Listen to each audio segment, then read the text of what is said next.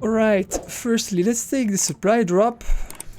Yes! Steel, oil, and goods. That's all I need to make light tanks, armored cars, and to make more recruitment offices. Great. So Bolivia, he's sending single units to help his teammate. Not that it will be too much use, I guess. He arrives in what? 56 minutes. And I arrive in...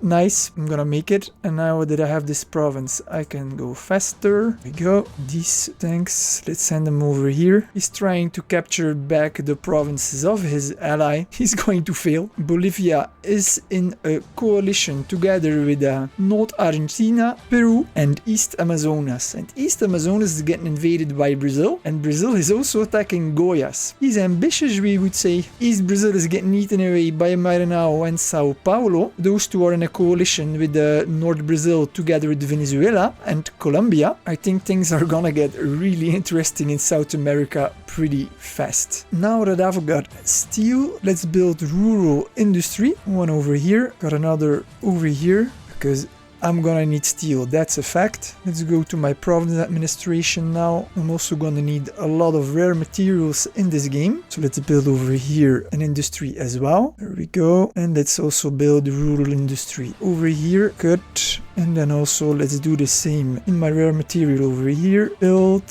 Nice. And now I can research medium tanks. Oh, I like a bit of steel. That's fine. I'm gonna wait. A few moments later. Now also Peru is arriving in support, and I've noticed that North Argentina has a unit here, but still I'm not worried, man, because also Peru is a poor player. He has a kill death ratio of 53 and province attainment of only 1.16. That's pretty bad, man. Played 39 games, won only 5, and of those games 17 were Clash of Nations, so I guess the only games that he won were beginners maps where everybody went inactive. Peru and Bolivia will get a rude awakening. The only thing I need to make sure of is that I don't get bothered by Sao Paulo, but also he is pretty alright as player, shouldn't be too much of a trouble to deal with him if he attacks me. I just need to get 10 rocket artillery as fast as possible, and then together with units that I have already now, I should be fine. Got 10 armored cars, 15 infantry, 3 anti-air, and 7 light tanks. I'm making 3 more light tanks, then I'm gonna have 10 armored cars, 10 light tanks. They're gonna make 2 stacks of 5 armored cars, 5 light tanks. That's gonna take out most resistance. Then I can rush through cities. Nobody's gonna stop that, man. Forget about it. I'm also researching level 2 infantry now, so that tomorrow I can upgrade my infantry to level 3. And as I'm not gonna be using any steel, food, or rare materials, I'm gonna then be able to research medium tanks, or I don't go medium tanks and go straight for railroad guns. That's also an option. 2 hours later. So far Bolivia has already lost 3 units, and these 3, you know what, let's kill them as well. Light tanks are offensive units. Come on, attack him,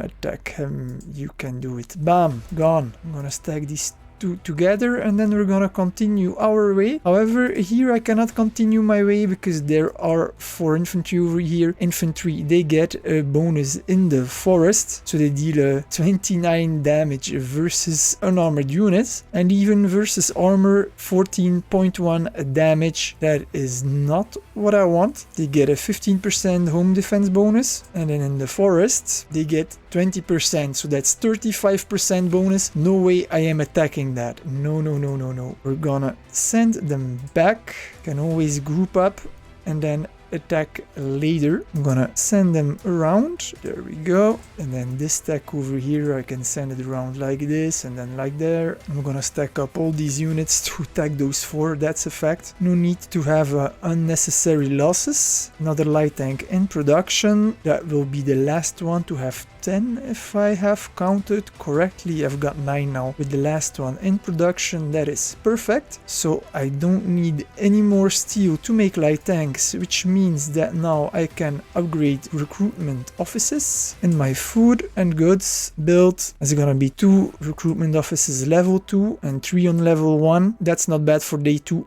The next day. Alright, we are day 3. As you can see, we have got North Argentina that has set it out out of Santa Rosa, so I could finally take Santa Rosa, get my hard-earned steel, and now I'm gonna be able to trap him over here on the plains. He's not gonna like that because I have got 5 armored cars and 9 light tanks, and Argentina, he has 2 anti-air, 1 armored car and 2 infantry. Those are gonna die very fast on the plains. That's a fact. Got all the units lined up at the border of Chile. As soon as my artillery is over here in San Rafael, I'm gonna be able to take all these 4 provinces over here, and I'm also positioning my armored cars over here to take all the valuable resource provinces here in the Andes Mountains, and over here the 2 cities, because we've got Colombia, Venezuela, North Brazil, Maranhão and Sao Paulo that have won the coalition war or are winning the coalition war versus North Argentina, Bolivia, Peru, Goiás and East Amazonas. However, they did so with great losses. You can see that Sao Paulo has lost almost 4,000 manpower against Goiás, 1,000 against Uruguay and 8,900, well almost 9,000 against South Brazil, and another 10,800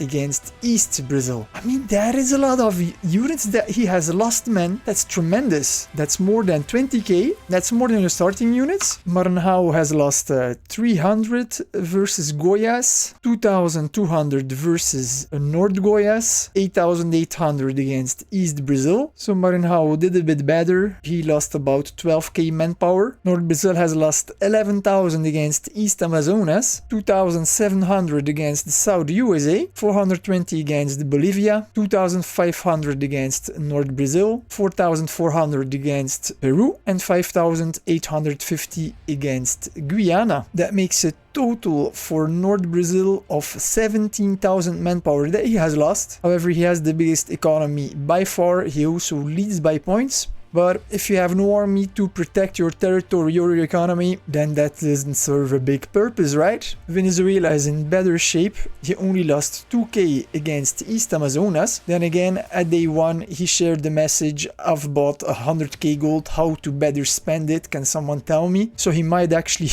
be healing up his units, but then it still would be reported his manpower loss in the newspaper. So he has been able to stay out of the fight, what cannot be said for his allies. And then finally we've got Colombia that is pretty inactive. He has lost territory against Panama and already lost 3.4k manpower. But other than that, he hasn't attacked any other nations. So Colombia and Venezuela, they are pretty much doing nothing. They're letting North Brazil, Maranhão and Sao Paulo pull all the weight and take all the losses. And of course Bolivia, Peru, they all have had tremendous losses in this war. So all these players over here, they're all very weak. I'm gonna be able to deal with them fairly easily, I think. But it's Venezuela and Colombia I'm gonna have to be careful about. The trap is closing. North Argentina needs another 16 minutes to arrive. My light tank here 3 minutes 50, and then my other 6 minutes. So this should be over very, very fast. I have now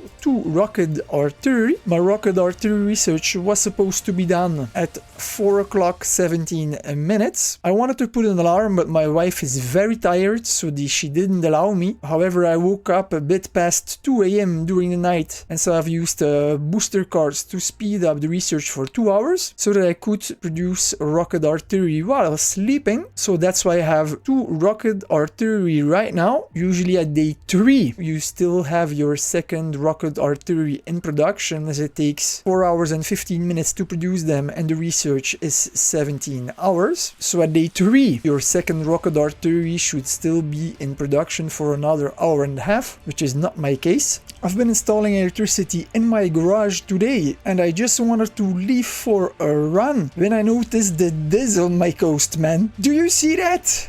10 freaking units from Upper Volta. This game might actually be more difficult than expected, as I've declared war to them, as I've declared war to all players. Some of them obviously think that they can go capital farming. Anyway, I had luckily already subs in production before last day change. However, I must admit that to get the third submarine I've used 2 15-minute booster cards, so sorry guys. But then that brings me to the subject, right? Because now, first you had the gold ads, now you also have these booster cards over here. You can see that I don't have a lot of steel. I use them sometimes when I'm not recording, when I play off YouTube account. And then I've received all these units as well, which I have never used. And I'm asking myself the question, now that all these cards has been introduced, both the boosters and now the unit cards, is it still possible to play this game without using any premium currency? I mean, when I started my YouTube channel, boosters didn't even exist. Players only had gold, right? And I didn't use gold unless somebody used gold against me. But now with all these different booster cards, these units, I mean, I guess it's gonna become more and more difficult to win this game without any premium help. And honestly, I don't know much what to do about it. Do I use them? Do I don't use them? If I use them, how many do I use? I mean, I want to play fairly, you know? If you see a solution, please let me know in the comments. And then we've got Chile that proves to be more of a problem than anticipated. He's going the counterattack. It takes him another 6 hours, so that's fine. Oh, I should keep my meat shield behind. I'm going to leave it there. I don't know if he's going to counterattack me this way. No, I think he's going to counterattack me like this, right? So maybe I should split those off, send them over here. And also over here, Chile is counterattacking. I'm going to lose the province, and I don't know where he's going to go next. I should probably send a couple of light tanks that way. I wanted to keep a stack of 10 units over here on my border in case that Sao Paulo is going to attack me. And then I'm also attacking Bolivia over here. His cities are empty. There's only something here in Curichi, but it could be a plane. We'll see. Perfect. And then this one, we can reset the march and add a target to go to the capital. Perfect. I'm gonna go a little closer over here to see what is in Curichi, because if it's an interceptor, I'm gonna go in for the kill, man. I'm gonna set this one already. Alright, time to go running. I think I've got it all set. He needs to disembark another 3 hours and 6 minutes, and I need 55 minutes to arrive. So I'm gonna have 4 attacks before he finishes disembarking. He has 100 HP and I deal 25.5. Oh, that's gonna be a close call in 4 attacks, man. There might actually get a couple of units on land, although they should be very damaged, and so my armored car is going to arrive on time, so that should work out fine. Freaking hell, man, couldn't he just leave me alone? I hope you have enjoyed this video. Please subscribe and hit that bell button for notifications. And I want to say a warm thank you to my members and elite members for supporting this channel.